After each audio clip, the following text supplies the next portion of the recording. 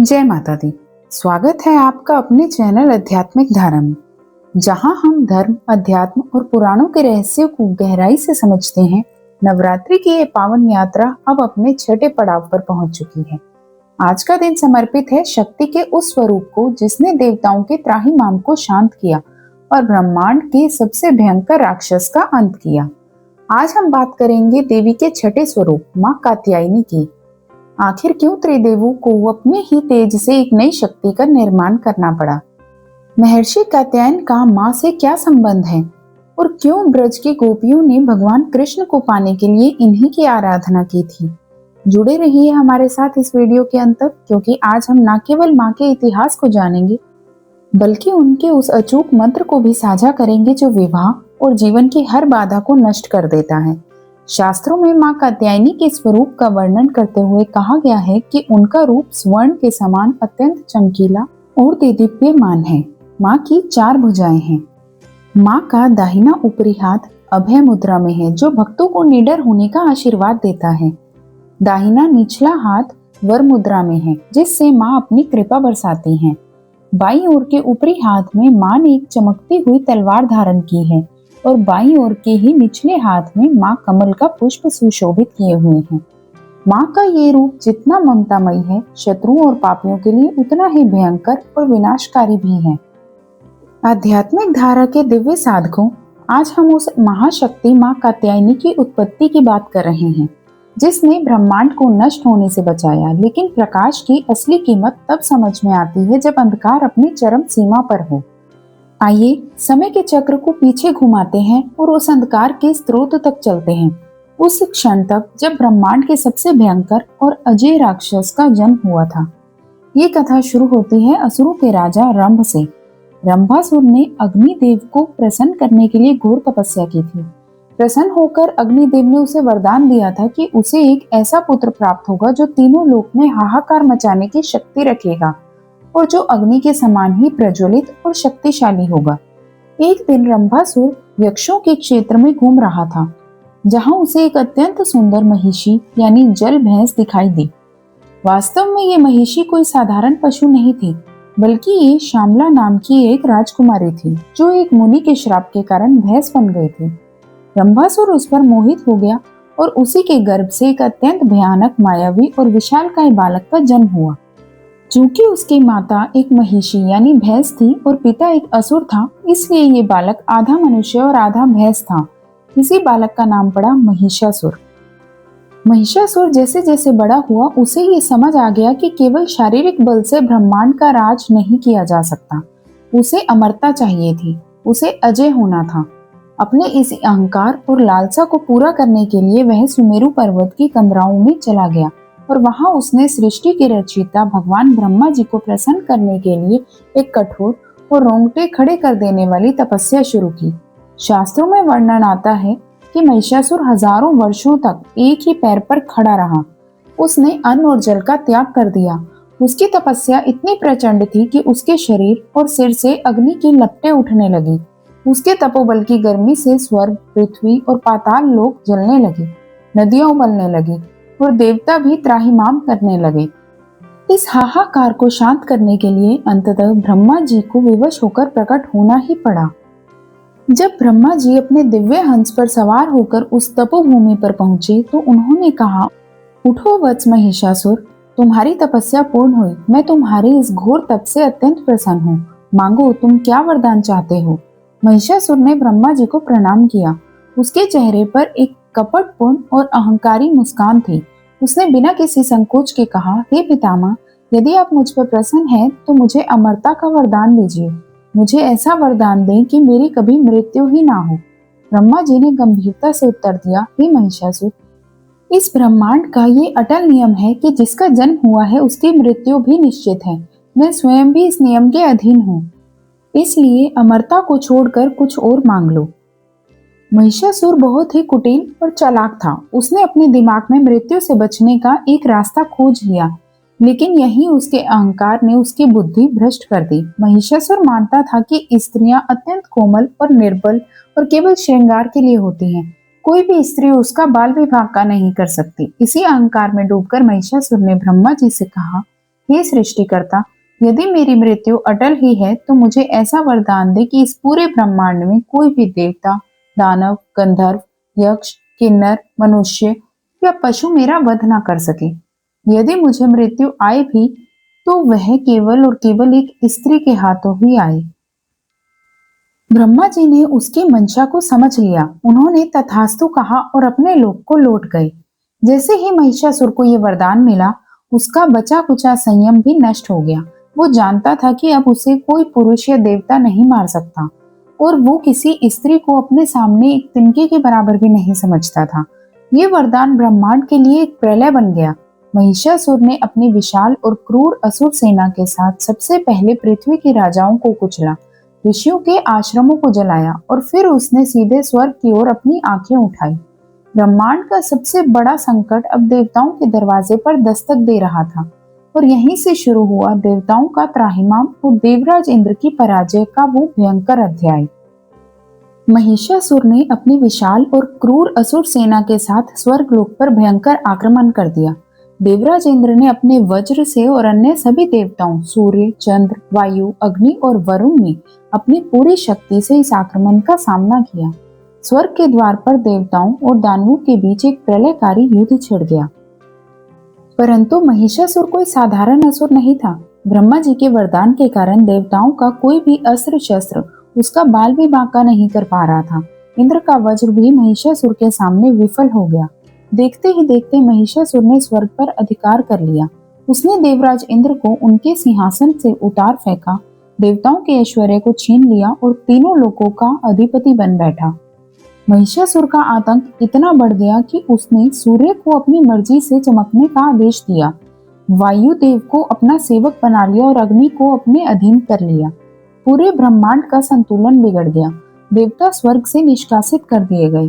वे अपनी दिव्य शक्तियों से विहीन होकर फटे वस्त्रों में पृथ्वी और अंतरिक्ष में भटकने को विवश हो गए। जब कोई मार्ग नहीं बचा, जब आशा की हर किरण अंधकार में डूब गई, तब सभी देवता देवराज इंद्र और ब्रह्मा जी के नेतृत्व में भगवान विष्णु और देवाधिदेव महादेव शिव की शरण में पहुंचे।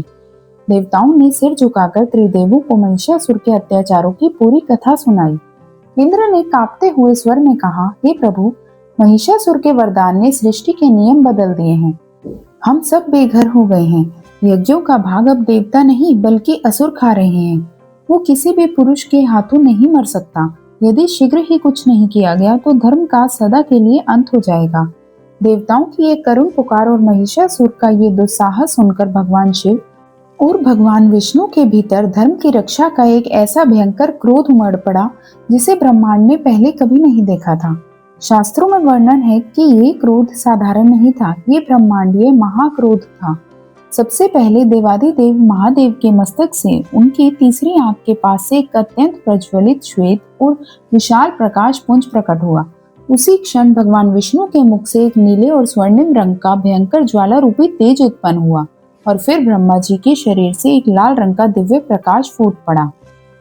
ये देखकर अन्य सभी देवताओं के शरीरों से भी उनका सारा तेज, उनकी सारी शक्तियां प्रकाश की किरणों के रूप में बाहर निकलने लगी। शिव, विष्णु, ब्रह्मा, इंद्र, अग्नि, सूर्य सभी का तेज एक ही बिंदु पर आकार मिलने लगा। ये कोई साधारण प्रकाश नहीं था, ये ब्रह्मांड की सामूहिक चेतना थी। जब ये सारा तेज एक साथ मिला तो वह एक विशाल ज्वलंत पर्वत के समान दिखने लगा। उसी महातेज की ज्वालाएं दसों दिशाओं को चीर रही थी। उस प्रकाश की चमक करोड़ों सूर्यों के समान थी, जिसे साक्षात देवता भी अपनी खुली आंखों से नहीं देख पा रहे थे। ये असीम ऊर्जा का पुंज सीधा पृथ्वी पर उसी स्थान पर प्रकट हुआ जहां महर्षि कात्यायन मां भगवती को अपनी पुत्री के रूप में पाने के लिए वर्षों से घोर तपस्या कर रहे थे। महर्षि कात्यायन के तपोबल और देवताओं के सामूहिक तेज के संगम से उस ज्वाला ने धीरे धीरे एक अत्यंत दिव्य, स्वर्णिम और अलौकिक नारी का रूप धारण किया। महिषासुर को वरदान था कि कोई पुरुष उसे नहीं मार सकता, इसलिए देवताओं के तेज ने एक महाशक्ति यानी एक स्त्री का रूप लिया। और क्योंकि सबसे पहले महर्षि कात्यायन ने उनके उस स्वरूप की पूजा की और उन्हें अपनी पुत्री के रूप में स्वीकार किया, इसलिए उस परम शक्ति को पूरे ब्रह्मांड में मां कात्यायनी के नाम से जाना गया। उस महातेज के शांत होते ही ब्रह्मांड ने एक ऐसा स्वरूप देखा जिसने देवताओं की आंखों में भी खुशी के आंसू ला दिए। वहां माँ कात्यायनी साक्षात प्रकट खड़ी थी। शास्त्रों में इस पल का वर्णन करते हुए कहा गया है कि भगवान शिव के तेज से माँ का मुख प्रकट हुआ, भगवान विष्णु के तेज से उनकी भुजाएं बनी, ब्रह्मा जी के तेज से माँ के चरण उत्पन्न हुए, यमराज के तेज से उनके बाल और अग्निदेव के तेज से माँ के तीनों नेत्रों का निर्माण हुआ। उनका रंग तपते हुए सोने के समान देदीप्यमान था। उनके बाल काले बादलों की तरह खुले हुए थे। उनके मस्तक पर अर्धचंद्र सुशोभित था और उनकी 3 आंखें, जिनमें ब्रह्मांड की करुणा और प्रलय का भयंकर क्रोध दोनों एक साथ झलक रहे थे। माँ के इस अद्भुत स्वरूप को देखकर सभी देवताओं ने जयकारा लगाया और समझ गए कि महिषासुर के अंत का समय आ गया है। लेकिन एक अजय असुर को मारने के लिए ब्रह्मांड के सबसे अचूक और शक्तिशाली अस्त्रों की आवश्यकता थी। तब ब्रह्मांड के हर देव ने अपने सबसे शक्तिशाली ऊर्जा, अपने प्राणों के समान प्रिय अस्त्र माँ भवानी को अर्पित करने शुरू किए। सबसे पहले देवाधिदेव महादेव आगे आए। उन्होंने अपने त्रिशूल से एक और त्रिशूल उत्पन्न किया और माँ को अर्पित किया, जो सत्व, रज और तम तीनों गुणों का प्रतीक था। पालनहार भगवान विष्णु ने अपने सुदर्शन चक्र से एक नया चक्र उत्पन्न कर माँ की उंगली में सजा दिया। जल के देवता वरुण ने माँ को अपनी चमत्कारी शंख और कभी न टूटने वाला पाश प्रदान किया। अग्निदेव ने अपनी भयंकर ज्वालाओं से भरी शक्ति माँ को सौंपी। वायुदेव ने माँ को एक दिव्य धनुष और ऐसे बाणों से भरा तरकश दिया जो कभी खाली नहीं होता। स्वर्ग से निष्कासित देवराज इंद्र ने अपने वज्र से एक और वज्र निकाला और अपने ऐरावत हाथी के गले का घंटा माँ को भेंट किया, जिसके ध्वनि से दानवों का हृदय फट जाता है। मृत्यु के देवता यमराज ने अपना कालदंड और प्रजापति ने स्फटिक की माला दी और अंत में पर्वतराज हिमालय ने माँ की सवारी के लिए एक अत्यंत विशाल, भयानक और स्वर्ण के समान चमकने वाला शेर प्रदान किया, जिसकी गर्जना मात्र से पर्वत कांप उठते थे। सभी अस्त्र शस्त्रों और आभूषणों से सुसज्जित होकर माँ कात्यायनी अपने भयंकर सिंह पर सवार हुई। महिषासुर को युद्ध का निमंत्रण देने के लिए माँ ने बार बार एक ऐसा भयंकर अट्टहास किया, एक ऐसी प्रचंड गर्जना की जिसने सृष्टि के नियमों को हिलाकर रख दिया। शास्त्रों में लिखा है कि माँ की उस गर्जना की गूंज से आकाश फट पड़ा, पृथ्वी डगमगाने लगी, विशाल पर्वत अपनी जगह से खिसकने लगे और सातों समुद्र उफान कर अपनी मर्यादा तोड़ने लगे। ऐसा लगा मानो प्रलय आ गया हो। पूरे ब्रह्मांड में केवल एक ही ध्वनि गूंज रही थी, माँ भवानी का वो सिंहनाद। माँ की उस भयंकर गर्जना की गूंज जब महिषासुर के कानों तक पहुंची तो उसके स्वर्ग के महल की दीवारें दरकने लगी। इंद्र के सिंहासन पर बैठा महिषासुर क्रोध और आश्चर्य से भर उठा। उसने अपनी तलवार निकाली और चीखते हुए पूछा, ये कैसी ध्वनि है? किसने मेरे साम्राज्य में ये भूकंप लाने का दुस्साहस किया है? उसी समय उसके गुप्तचर हाफते हुए दौड़े आए और बोले, हे महाराज, एक स्त्री, एक अत्यंत सुंदर स्वर्ण वर्ण वाली अनेक अस्त्रों को धारण किए एक स्त्री सिंह पर सवार होकर आई है। उसके तेज से देवता भी आंखें नहीं मिला पा रहे हैं। उसी स्त्री ने आपको युद्ध के लिए ललकारा है। ये सुनकर महिषासुर जोर से हंसा। उसका अहंकार उसकी बुद्धि को खा चुका था। विनाशकाली विपरीत बुद्धि। उसने अपने सेनापतियों चिक्सुर और चामर की ओर देखा और अहंकार से बोला, एक स्त्री, एक कोमल स्त्री मुझसे युद्ध करेगी? जाओ, उस स्त्री को बंदी बनाओ और मेरे सामने लेकर आओ। मैं उसे अपनी दासी बनाऊंगा।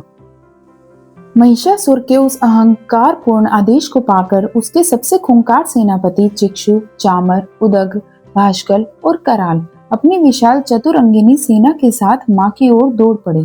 आसमान में इतनी धूल उड़ी कि सूर्य का प्रकाश भी छिप गया। लाखों दानव अपने हाथों में गदा, तलवार, त्रिशूल और भाले लेकर एक अकेली स्त्री को बंदी बनाने के भ्रम में आगे बढ़ रहे थे।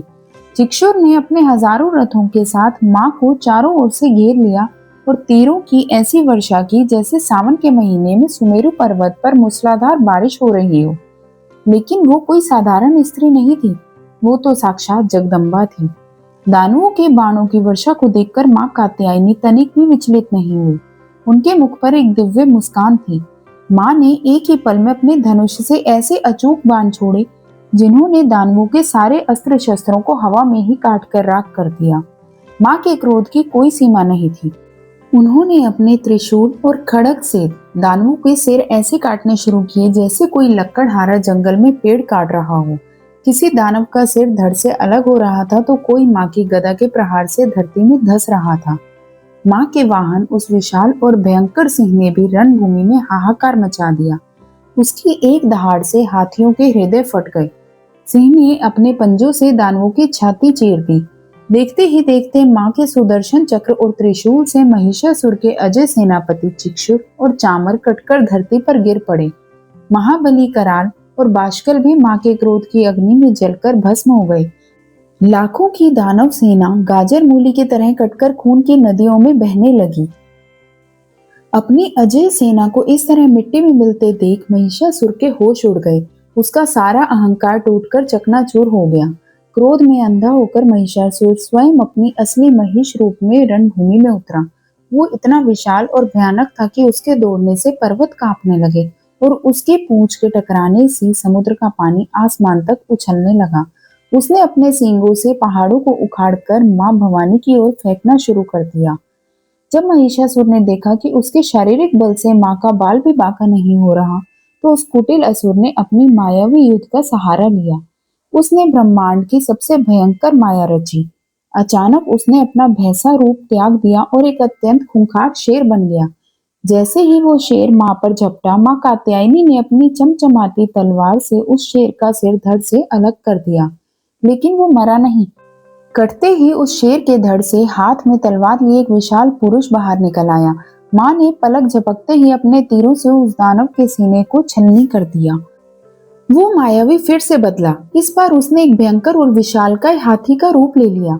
उस हाथी ने अपनी सूंड से मां के सिंह को जकड़ने की कोशिश की, लेकिन मां ने अपनी धारदार कुल्हाड़ी से उस हाथी की सूंड को ही जड़ से काट डाला। अपने हर मायावी रूप से नष्ट होने के बाद महिषासुर फिर से अपने उस खूंखार भैंस के रूप में आ गया। वह पूरी शक्ति से फुंकार मार रहा था। शास्त्रों में इस पल का एक बहुत ही अद्भुत वर्णन है। उस भयंकर युद्ध के बीच मां कात्यायनी अचानक रुक गई। उनके चेहरे पर कोई थकावट नहीं थी। मां ने एक दिव्य पात्र उठाया और अत्यंत शांति से दिव्य मदिरा का पान किया। उनकी आंखें ब्रह्मांडीय ऊर्जा से लाल हो उठी। महिषासुर को अहंकार में फुंकारते देख मां भगवती ने एक ऐसा अट्टहास किया, एक ऐसी दिव्य मुस्कान के साथ हंसी, जिसने महिषासुर की मृत्यु पर अंतिम मोहर लगा दी।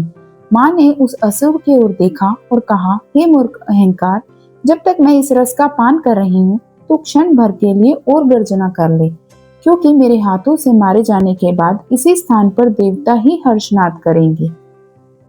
और अंततः दशमी के दिन मां कात्यायनी ने महिषासुर का वध करके ब्रह्मांड को उसके आतंक से मुक्त कर दिया। इसलिए मां को महिषासुर मर्दिनी भी कहा जाता है। आध्यात्मिक धारा के प्रिय दर्शकों, मां कात्यायनी केवल एक पौराणिक कथा तक सीमित नहीं है। योग और अध्यात्म की दुनिया में आज के दिन का विशेष महत्व है। नवरात्र के छठे दिन साधक का मन आज्ञा चक्र में स्थित होता है।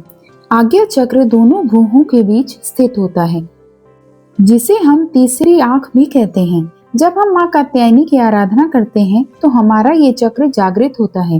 ये चक्र ज्ञान, अंतर्ज्ञान और संकल्प शक्ति का केंद्र है। मां कात्यायनी हमें हमारे भीतर बैठे महिषासुर यानी हमारे अहंकार, क्रोध, आलस्य और नकारात्मक विचारों का वध करने की शक्ति देती है। जो साधक आज के दिन पूर्ण समर्पण के साथ मां का ध्यान करता है, उसके लिए योग की सभी सिद्धियां प्राप्त करना आसान हो जाता है। क्या आप जानते हैं कि मां कात्यायनी को ब्रजमंडल की अधिष्ठात्री देवी भी माना जाता है? श्रीमद् भागवत पुराण में एक बहुत ही सुंदर प्रसंग है। द्वापर युग में ब्रज की गोपियों ने भगवान कृष्ण को पति रूप में प्राप्त करने के लिए यमुना नदी के तट पर मां कात्यायनी की मूर्ति बनाकर उनकी ही आराधना की थी। उन्होंने मां से प्रार्थना की थी, यदि किसी कन्या या युवक के विवाह में बाधा आ रही हो, कुंडली में मंगल दोष या बृहस्पति कमजोर हो, तो नवरात्रि के छठे दिन मां कात्यायनी की पूजा अचूक मानी जाती है। मां की कृपा से सुयोग्य जीवन साथी की प्राप्ति होती है और वैवाहिक जीवन में प्रेम और सुख शांति बनी रहती है। आइए अब जानते हैं आज के दिन मां कात्यायनी को कैसे प्रसन्न किया जाए। आज के दिन लाल या पीले रंग के वस्त्र पहनना अत्यंत शुभ माना जाता है। मां को लाल रंग के फूल, विशेषकर लाल गुलाब या गुड़हल बहुत प्रिय है। पूजा करते समय मां के चरणों में ये पुष्प अर्पित करें। मां कात्यायनी का सबसे प्रिय भोग शहद है। आज के दिन मां को शुद्ध शहद का भोग अवश्य लगाना चाहिए। शास्त्रों के अनुसार शहद का भोग लगाने से व्यक्ति की आकर्षण शक्ति बढ़ती है और स्वास्थ्य रूपी धन की प्राप्ति होती है। आप एक लकड़ी की चौकी पर लाल कपड़ा बिछाकर माँ की मूर्ति या चित्र स्थापित करें। घी का दीपक जलाएं, रोली, अक्षत, धूप और दीप से माँ की आरती करें। दोस्तों, माँ कात्यायनी हमें सिखाती है कि बुराई कितनी भी शक्तिशाली क्यों ना हो, एक दिन उसका अंत निश्चित है। हमारे भीतर छिपी हुई चेतना और शक्ति असीमित है, हमें बस उसे जागृत करने की आवश्यकता है। आशा है कि आध्यात्मिक धारा की ये प्रस्तुति आपके लिए ज्ञानवर्धक और आध्यात्मिक रूप से लाभदायक रही होगी। माँ कात्यायनी आप सभी के जीवन से हर प्रकार के भय, रोग और शोक का नाश करे, आपके वैवाहिक जीवन को सुखमय बनाए। यदि आपको ये वीडियो पसंद आया हो तो इसे लाइक करें, अपने परिवार और दोस्तों के साथ शेयर करें और कमेंट बॉक्स में जय माँ कात्यायनी लिखना बिल्कुल न भूलें। धर्म और अध्यात्म की ऐसी ही गहरी और प्रामाणिक कथाओं के लिए हमारे चैनल आध्यात्मिक धारा को अभी सब्सक्राइब करें और बेल आइकन को दबाएं। मिलते हैं कल नवरात्रि के 7वें दिन माँ कालरात्रि की अद्भुत और रहस्यमयी कथा के साथ। तब तक के लिए अपना ध्यान रखें और भक्ति में लीन रहें। जय माता दी।